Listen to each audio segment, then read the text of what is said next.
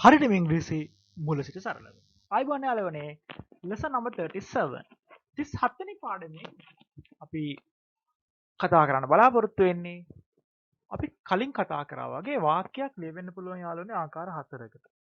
සාමාන්‍ය ඇත යන අර්ථය, නැත යන අර්ථය, ඊළඟට ප්‍රශ්නාර්ථය සහ ප්‍රශ්නාර්ථය නැත යන අර්ථය. ඔන්න ඔය හතර අපි කතා කරලා තියෙනවා. මෙන්න මේ අතරින් නැත යන අර්ථය ගැන අද විස්තරව කතා කරන්න තමයි මම බලාපොරොත්තු වෙන්නේ. මම ඉංග්‍රීසි YouTube නාලිකාවෙන් එහෙමනම් අපි බලමු හරියටම ඉංග්‍රීසි මුල ඉඳලා ඉගෙන ගන්න. හොඳයි. නැත යන අර්ථය ගත්තාම නැත යන අර්ථය ලබා දෙන වචනය අපි නෝ කියනවනේ, නෑ කියන නෝ කියනවා. එතකොට වාක්‍ය නිර්මාණයේදී අපිට නැත යන අර්ථය ලබා දෙන්න අවශ්‍ය වෙන්නේ ක්‍රියාපදයේ නැත යන අර්ථය තමයි බොහෝ විට ලබා දෙන්නේ. අපි මොකද්ද ලබා දෙන්නේ? වාක්‍යයේ ක්‍රියාපදයේ නැත යන අර්ථය. ක්‍රියාපදයේ තමයි නැත යන අර්ථයට ලක් වෙන්නේ. ඒක හොඳට මතක තියාගන්න. වාක්‍යයේ ක්‍රියාපද. එතකොට යාළුවනේ අපි ටෙන්සස් කලින් ඉගෙන ගත්ත නිසා මගේ කලින් වීඩියෝ වල මම ටෙන්සස් ගැන කතා කරලා තිනවා. ඒ ටික නැවත බලා ගන්න. සමරි එක බලා ගන්න. ඒක විශේෂයෙන් වැදගත් වෙනවා. එතකොට මෙන්න මේ කියන විදිහට අපි නැත යන අර්ථය ගන්න නම් යම් කිසි වාක්‍යයක නැත යන අර්ථය. මම බත් කෑවා. I ate rice. මම බත් කෑවා. මොකද්ද මේකේ නැත යන අර්ථය යාළුවනේ? මම බත් කෑවේ නෑ. මම බත් කෑවේ නෑ කියන එක තමයි මම බත් කෑවා කියන එකේ නැත යන අර්ථය. ඒ වගේම මම ගෙදර ගියා. මම ගෙදර ගියේ නෑ. I went home. I didn't go home. ඔන්න ඔය විදිහට අපිට පුළුවන් වෙන්න ඕනේ නැත යන අර්ථය තියෙන. බොහොම සරල යාළුවනේ. සරලම සංකල්පයක් තියෙනවා. ඔයාලට මේක ඉක්මනින් අඳුර ගන්න පුළුවන් ඕනෑම නැත නෙගටිව් නැත්නම් අපි සිංහලෙන් කියනවා නැත යන අර්ථයක් ලබා දෙනවා නම් ඒ වාක්‍ය තුල යාළුවනේ තියෙනවා අනිවාර්යයෙන්ම not කියන ඛණ්ඩය. not කියන වචනේ. not කියන වචනේ තියෙනවා නම් ඒ වාක්‍ය නැත යන අර්ථයෙන් සඳහන් වෙලා තියෙනවා.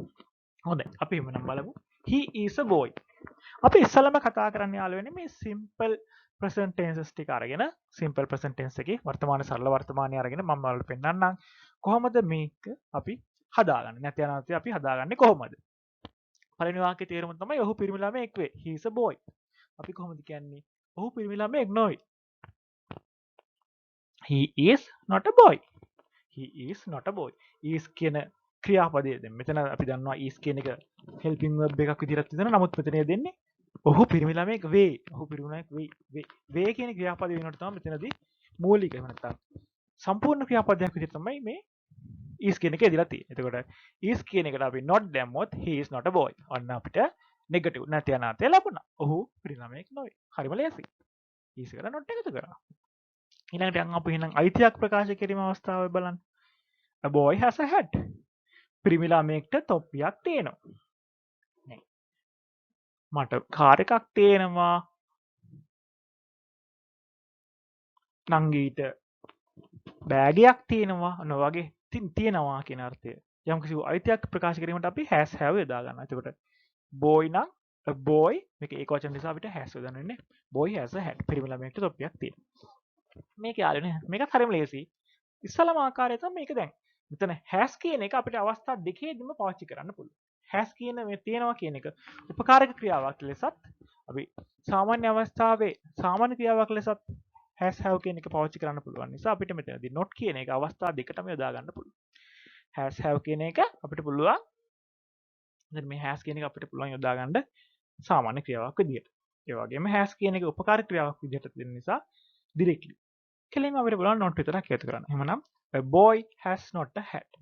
එහෙම නැත්නම් ලස්සන ලියන්න පුළුවන් අපිට a boy does not have a hat. A boy does not have a hat. පිරිමි ළමයින්ට තොප්පියක් නැහැ. කොහොමද අපි කියන්නේ? A boy does not have a hat. has කියන එකේ තුර නැත යන අර්ථය නෙගටිව් අර්ථයෙන් does not have. එහෙම නැත්නම් අපිට පුළුවන් has not කියලා ලියන්න.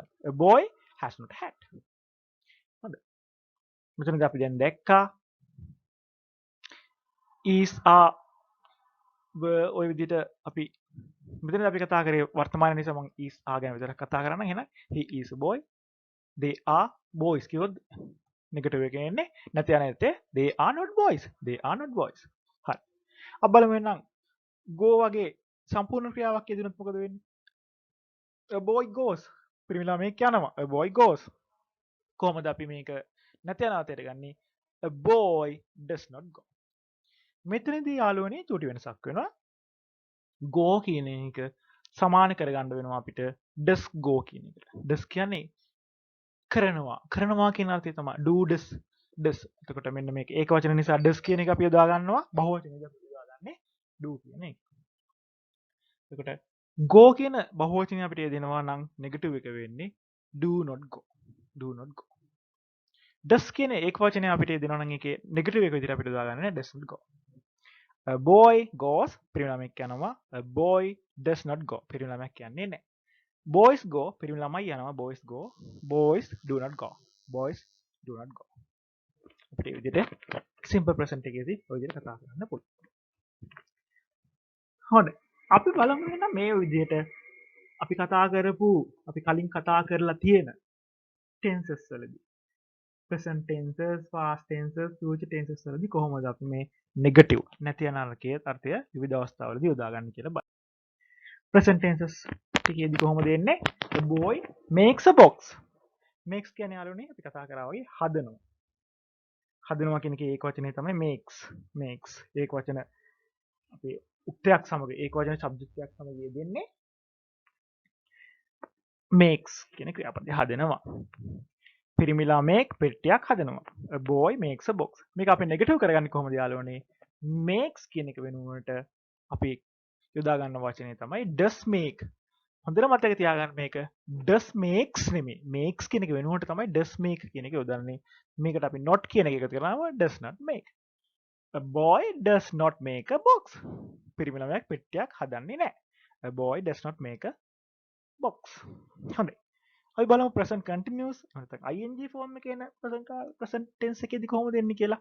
A boy is making a box. පිරිමි ළමයෙක් පෙට්ටියක් හදමින් සිටිනවා. හරිම ලේසි යාළුවනේ. is making නේ.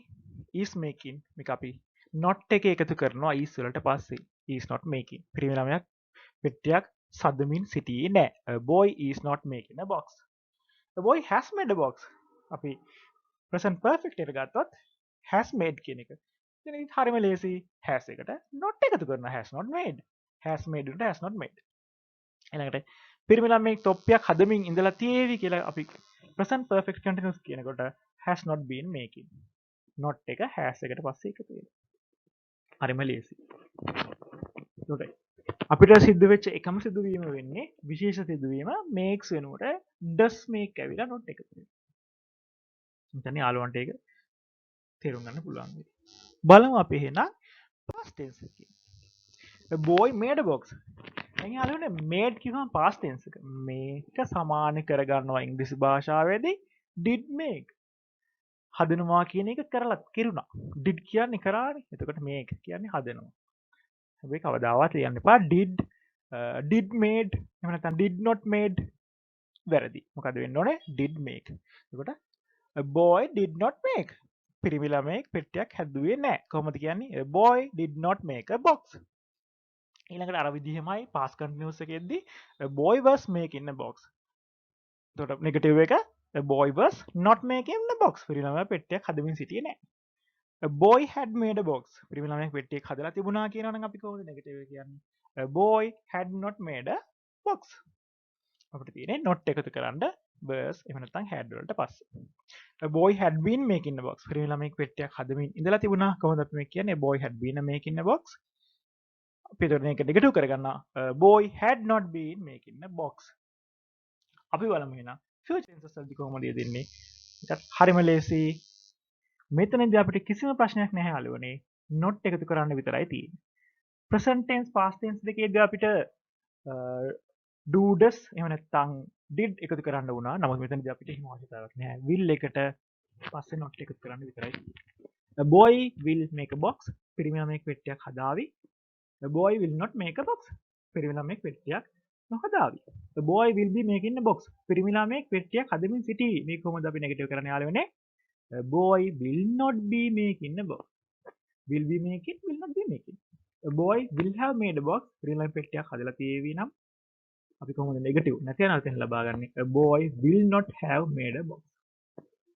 පිරිළමේ පෙට්ටියක් හදමින් ඉඳලා තියේවි.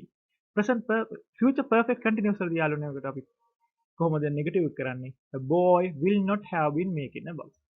එකම දේ අපිට not එකතු කරන්න වෙනවා will වලට පස්සේ. හොඳයි. ඔය විදිහට පුළුවන් අපිට අපි ඉගෙන ගත්ත විවිධ tense වලට. tenses වලටම ඔය විදිහට not එකතු කරගන්න. not එකතු කරලා present future සහ present සහ past විශේෂයෙන්ම අවස්ථාවවලදී සිදුවන කුඩා වෙනස් වීම හැර අන් සියලුම අවස්ථාවල පිට සිදු වෙන්නේ not එකතු කරන්න පමණයි. අපි බලමු කොහොමද මේකේ view එක හැදිලා තියෙන්නේ කියලා. අපි am is are කියන ක්‍රියාපද යෙදුනොත් ඒකට අපි එකතු කරනවා not. කිසිම ප්‍රශ්නයක් නැහැ. has have යෙදුනොත් අපිට not එකතු කරන්නත් පුළුවන්. එහෙම නැත්නම් does do does not have නැත්නම් do not have විදිහට පාවිච්චි කරන්නත් පුළුවන්. makes වගේ ක්‍රියාපදයක් නම් does not make. make නම් do not make. made අතීත කාලයේදී did not make වෙනවා. is are making වගේ is are වගේ උපකාරක ක්‍රියාවක් තියෙනවා නම් උපකාරක ක්‍රියාවට පස්සේ not එකතු වෙනවා. is not making are not making. ඔන්න ඔය විදිහට පුළුවන් යාළුවනේ අපි මේ කතා කරපු විවිධ ටෙන්සස් වලදී අපි සරල වාක්‍ය තුලට නැති යන අර්ථය නෙගටිව් අර්ථය ගන්න. එහෙමනම් යාළුවනේ තවදුරටත් අපි ඉංග්‍රීසි භාෂා ඥානය වර්ධනය කර ගැනීම සඳහා හරියටම ඉංග්‍රීසි ඉගෙන ගන්න මාත් එක්ක එකතු වෙන්න මම ඉංග්‍රීසි YouTube නාලිකාවෙන් thank you